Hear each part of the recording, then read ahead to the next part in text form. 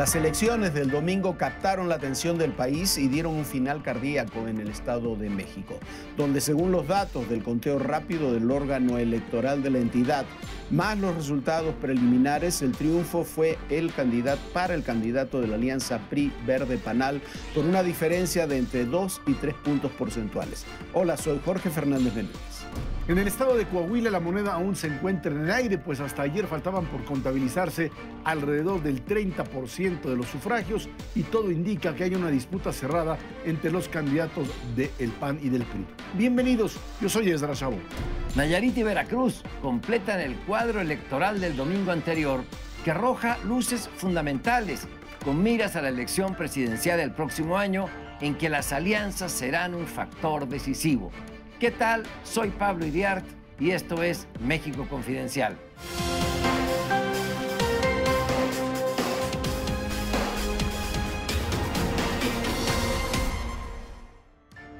Resultados interesantes que arrojan ganadores y perdedores en esta primera fase. Falta que todavía venga el término del cómputo distrital esta semana y las impugnaciones que seguramente nos llevarán a tribunales, a los órganos electorales competentes, como debe ser.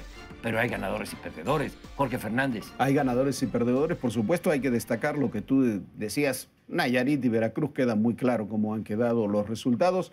En Estado de México y Coahuila son dos elecciones cerradas, dos elecciones complejas. Habrá que esperar, sobre todo en Coahuila, el cómputo ahí sí, casilla por casilla, voto por voto, me temo que será en Coahuila finalmente, quizás en el Estado de México también, para definir los ganadores. Pero más allá de los ganadores o perdedores de la elección en sí, me parece que en el proceso hay quienes ganan y quienes pierden. ¿Cómo le fue al PAN, Jorge? Al PAN no me gustó cómo le fue. A mí creo que iba a comenzar por el PRI, pero comencemos por el PAN. Sí. A mí el PAN no me gustó cómo le fue. Me parece que al sacar 11 puntos en el Estado de México para Ricardo Anaya es un pésimo resultado. No es un resultado que se le pueda atribuir solamente a la candidata o a la campaña de Josefina Vázquez Mota. Ricardo Anaya no estuvo en el Estado de México, no participó en el Estado de México, no colocó sus fuerzas en el Estado de México, apostó a otros movimientos. Y me parece que el problema que tiene Ricardo Anaya es fundamentalmente uno, y lo venimos vislumbrando desde hace meses. O eres presidente del partido, o eres candidato o precandidato para el 2018. Las dos cosas al mismo tiempo no se pueden hacer porque se confunden los dos discursos en el caso de Ricardo Anaya. Yo creo que en el caso del PAN, el gran triunfo primero es el triunfo de la apuesta por la alianza. PAN-PRD, el planteamiento PAN-PRD es el gran triunfador. Ganan, arrasan en Nayarit, ganan en Veracruz, y esa es la fórmula que si la hubiesen seguido en Coahuila incluso, y por supuesto en Estado de México, otra visión tendrían.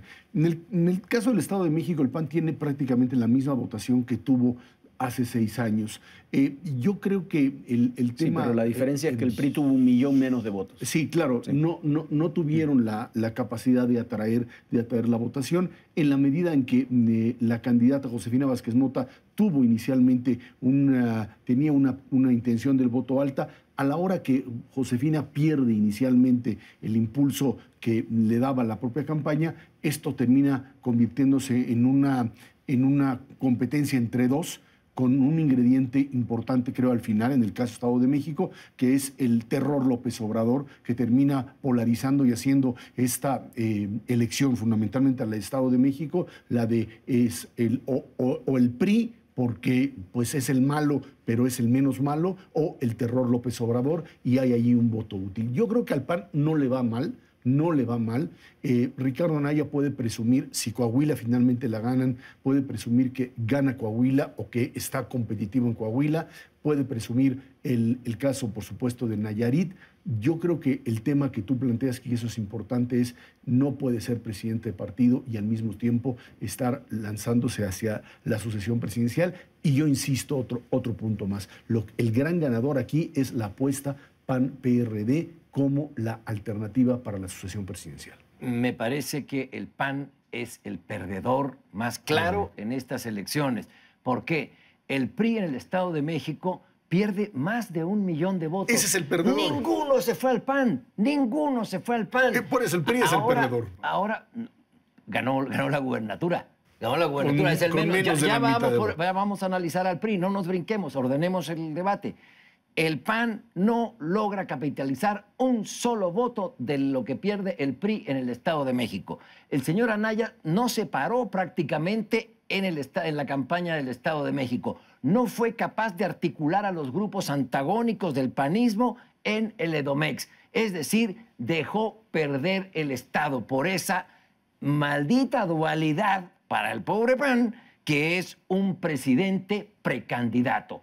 En Coahuila el PAN debió haber barrido con la dinastía de los Moreira. El PAN ha derrotado caciques mucho más poderosos y debió haber tenido un resultado mucho más holgado que el que tuvo en Chihuahua, que el que tuvo en Tamaulipas. El PAN debió haber triunfado con mucho en el estado de Coahuila. ¿Por qué? Por los malos gobiernos y los escándalos de corrupción en esa entidad.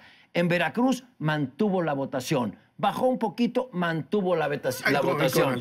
Y en Nayarit, sí, la alianza fue ampliamente triunfadora en Nayarit.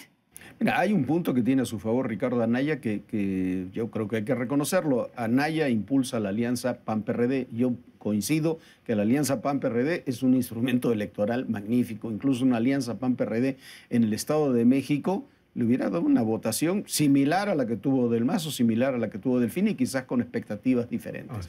Para hacer alianzas PAN-PRD tienes que tener candidatos idóneos. Pero lo que no me parece... A ver, ¿por qué no hubo alianza PAN-PRD en el Estado de México? Porque no la buscaron. Porque Ricardo no quiso alianza en el Estado de México. No hubo alianza en... ¿Cómo que no? No, no la tuvieron. Ni PAN ni PRD. Ni PAN ni PRD querían alianza en el Estado de México. No jugaron por la alianza porque estaban apostando a otras cosas. Estaban apostando, en el caso de Ricardo, estaba apostando su candidatura personal. No puede ser que una campaña se caiga de 30 puntos hace unos meses a 11, como llegó finalmente. Pero eso tiene que ver... tuvo que ver con un aspecto fundamental. Febrero y marzo se le fueron al PAN en grillas internas que la dirigencia del partido no supo o no quiso asumir. Y tiene que ver también con una candidata que finalmente no conectó. Josefina Vázquez Mota no es una candidata, desgraciadamente, que tenga la capacidad de atracción, de manejar campañas. Le pasó lo mismo que en el 2012 y finalmente no funcionaron. Y creo que eso es un elemento fundamental. El PAN en el Estado de México no alcanzó a conectar, no tuvo la fuerza suficiente para articular en algo que, si no llegaron a la alianza, fue porque finalmente ni el PAN ni el PRD pudieron resolver un problema central, que era el tipo de negociación que llevaron con gobierno, fundamentalmente PRD, que dijo no a la alianza, el PRD del Estado de México, que apostó todo a una candidatura interna por parte de Alternativa Democrática Nacional. Brevemente comento, no se buscó la alianza PAN-PRD en el Estado de México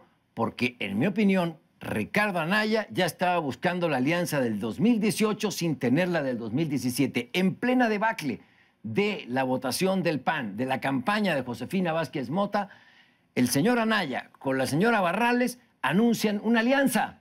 Pero para el 2018, eso viene a ser declararse perdedores en la de 2017. Fue anticlimática y le dio la puntilla a la campaña de Josefina, que desde luego no fue la mejor candidata, porque tampoco contó con los apoyos ni de gobernadores ni de su comité nacional. Pero también hay un factor de la candidata. Vamos al PRI. Jorge, en mi opinión... punto adicional. Sí. En esos días, desde la dirigencia panista, fueron donde surgieron los rumores de que Josefina iba a declinar en favor de Juan Cepeda. Y el PRI, Jorge Ezra, pierde mucho. Pierde 1 millón de votos en el Estado de México. Está en la tablita de perder Coahuila. En Veracruz perdió 54 municipios, el PRI va para abajo. Lo sacaron adelante en el Estado de México, que fue, pues, dentro de lo perdido, lo mejor que tuvo, pero lo sacaron adelante las alianzas porque solo no podía. No podía solo, yo creo, a mí no me gustó la elección del PRI. Claro, es mejor ganar que perder, ¿no? Si se llevan el Estado de México y se llevan Coahuila, tienen una base, como tú decías, una base como para poder repensar hacia el 18. Si hubieran perdido, yo creo que incluso esa base hubiera desaparecido, pero no hizo una buena elección. E incluso en Veracruz, le fue mejor quizás de lo que muchos pensaban, con todo el antecedente de Javier Duarte. Tuvo más municipios, menos importantes, pero más municipios que Morena, por ejemplo. Pero me parece que el PRI tiene que revisar en su asamblea de agosto no solamente cómo va a elegir un candidato, sino la forma en que va a asumir y desarrollar sus campañas electorales, asumiendo también lo que tú decías que es fundamental.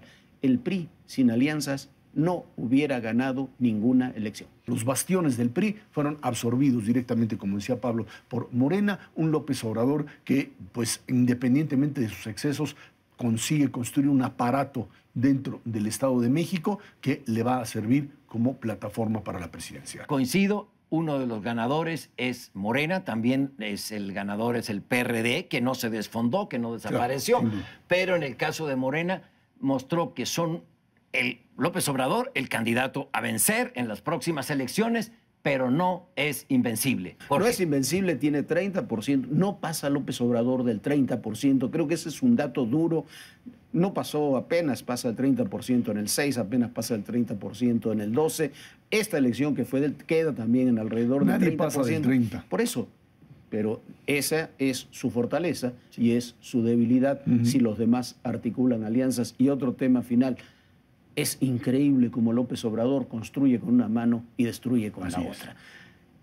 Después de la campaña que hizo en el Estado de México, estando todos y cada uno de los días con Delfina, hablando 10 veces más que Delfina, el día de la elección decide irse a La Paz, a la ciudad de La Paz, y luego a mandar videos desde la colonia Roma. Es que yo creo que en el cálculo final, después de que hizo los llamados y el ultimátum y el tipo de mensaje violento que termina también alejando a ese pequeño segmento que le pudo haber dado el triunfo, lo mismo que hizo en 2012, lo mismo que hizo en 2006, cuando la ve perdida, él se hace a un lado y deja que finalmente su infantería es la que termina pagando los costos de algo que sabe que no va a ganar y que él no va a asumir ese tipo de costos. Y alegando que él tiene otros datos, denostando las instituciones y todo eso.